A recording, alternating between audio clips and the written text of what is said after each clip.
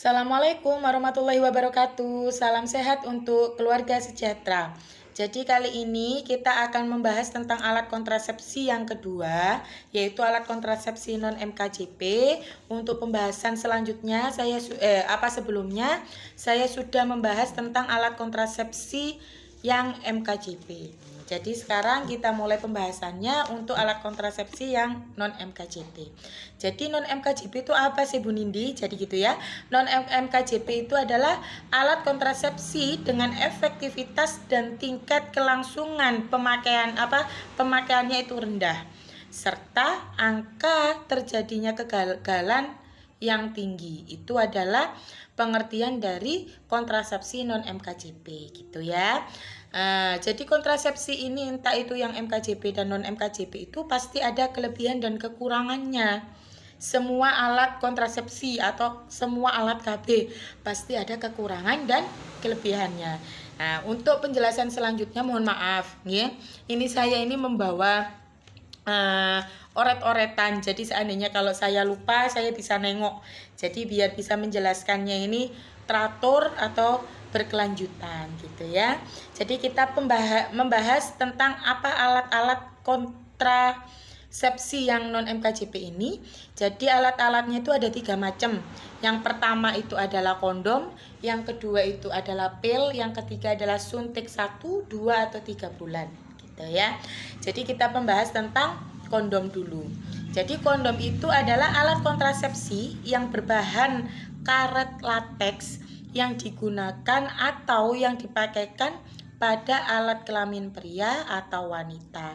Itu jadi kondom ini bisa digunakan oleh ibu-ibu atau oleh wanita, bukan untuk bapak-bapak saja gitu ya. Nah, untuk kelebihan kondom ini adalah dapat mencegah infeksi terjadinya penyakit menular seksual itu. Terus yang kedua adalah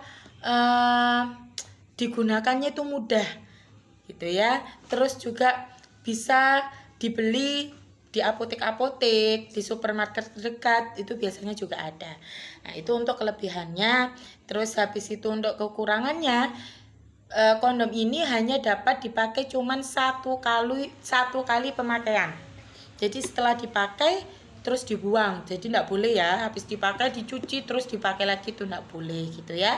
Terus dapat menimbulkan alergi. Dalam arti alergi itu entah itu gatal-gatal, entah itu merah di alat kelamin pria atau wanita itu gitu maksudnya ya. Nah, itu untuk kontrasepsi kondom. Untuk yang kedua itu adalah pil. Pil ini alat kontrasepsi oral. Metode pemakaiannya hanya diminum saja gitu nggih. Jadi diminum sekali dengan waktu atau jam yang sama. Dalam arti kalau seandainya ibu-ibu atau teman-teman ini minum pil, awal minumnya itu dimulainya jam 7 malam, untuk minum selanjutnya itu yang secara berkala itu juga sama, harus juga jam 7 malam. Kalau bisa jangan sampai lebih dari jam 7, lebih sedikit itu enggak masalah. Tapi kalau sampai 1, 2 atau 3 jam itu yang tidak bisa dipakaikan, tidak efektif. Angka kegagalannya juga tinggi nanti. Apalagi sampai beda hari ya. Itu nanti penjelasannya gimana kalau beda hari Bu Nindi? Lupa, nanti penjelasannya di selanjutnya. Jadi kita bahas satu-satu, kita kupas satu-satu gitu ya. Nah, untuk kelebihannya lagi, efektivitas jika diminumnya teratur, efektif. Jadi tingkat keberhasilannya itu tinggi kalau minumnya teratur. Terus yang kedua bisa digunakan oleh wanita di segala usia. Dalam arti di segala usia itu entah itu sudah berumah tangga, entah itu umur 17 itu sudah bisa dipakaikan. Tapi untuk di bawah 17 mungkin bisa dipakai kalau ada keluhan. Nah, itu yang bisa menjelaskan adalah harus langsung ke spesialis kebidanan, ke dokter obgyn gitu ya. Itu untuk kelebihannya. Lah, terus habis itu tidak mengganggu produksi ASI. Kalau seandainya ibu menyusui itu tidak mungkin terganggu. Soalnya pil itu ada 2 macam. ada pil yang laktasi. Yang laktasi ini khusus untuk ibu yang menyusui. Nah, itu kelebihannya. Nah, untuk kekurangannya beresiko untuk mengalami kenaikan berat badan. Gitu ya. Jadi biasanya berat badannya itu agak naik. Itu juga tergantung dari pola makan kita ya, itu juga mempengaruhi juga. Terus yang kedua yaitu headnya itu biasanya dapat berhenti, itu ada juga yang seperti itu.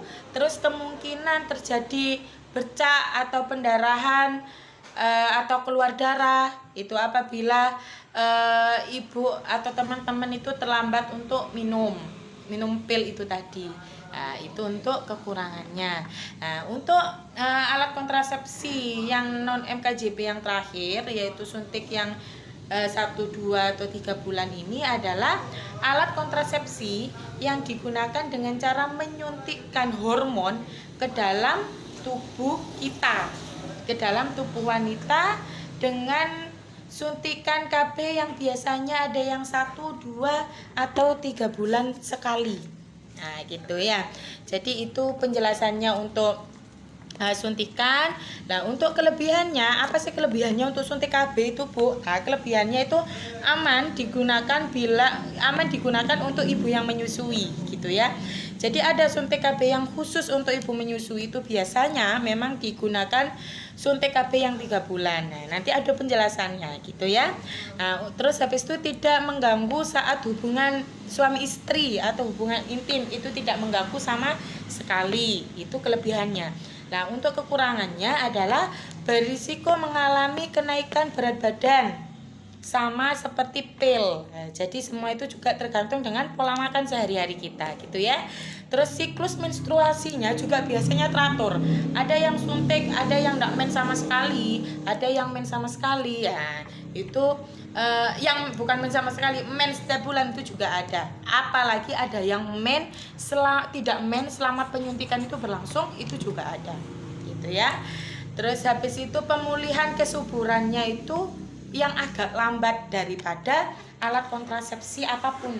Alat kontrasepsi entah itu pil, kondom, apalagi IUD, implan. Nah, itu juga ini untuk kesuburannya ini yang termasuk agak lambat untuk pemulihannya. Gitu nggih. Jadi itu adalah penjelasan kekurangan dan kelebihan kontrasepsi non MKJP. Jadi terima kasih telah menonton, terima kasih telah mendengarkan, terima kasih juga telah mengikuti saya gitu ya. Untuk penjelasannya apa aja Bu, KB 1 bulan itu kelebihannya itu apa, kekurangannya apa, nanti ada penjelasan selanjutnya gitu ya. Terima kasih, salam sehat untuk keluarga sejahtera.